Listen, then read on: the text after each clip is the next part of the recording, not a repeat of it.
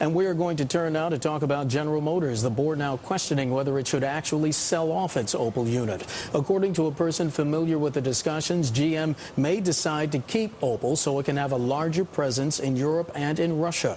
We are also hearing that Opel workers are putting pressure on GM to complete the sale to Canada's Magna International.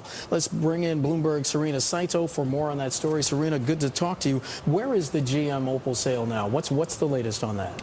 Yes, the latest is Friday GM had a board, and the new board second-guessed or rated question the old board decision to sell Opel.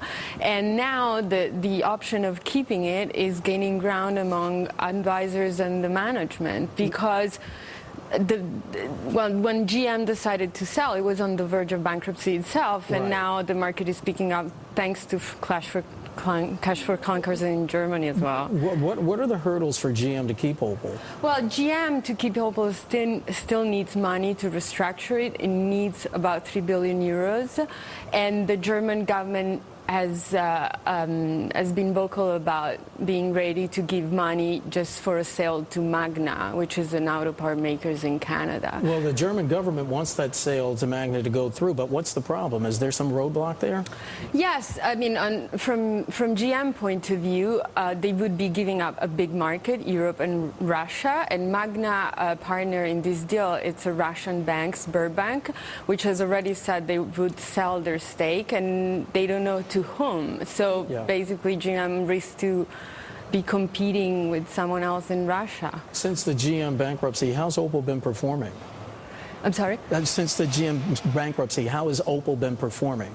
Well, as I said, the picture has changed. I mean, GM reemerged much faster than expected, and Opel is doing better thanks to cash for clunkers, and so they have cash to survive until 2010. They need help from some governments. I mean, Opel is also in UK, Spain, and Poland, and this government might help. Serena, we have about 30 seconds. How long does GM have until the board has to make a decision? Well, we have been told they will have a board meeting the first week of September, and they should kind of make a decision by then. Probably it won't be a final one, but Germany is really pressing for a decision. Bloomberg Serena Saito joining us on GM and Opel, and Greg Miles, thank you so much, covering the cash for clunkers. Thank you both.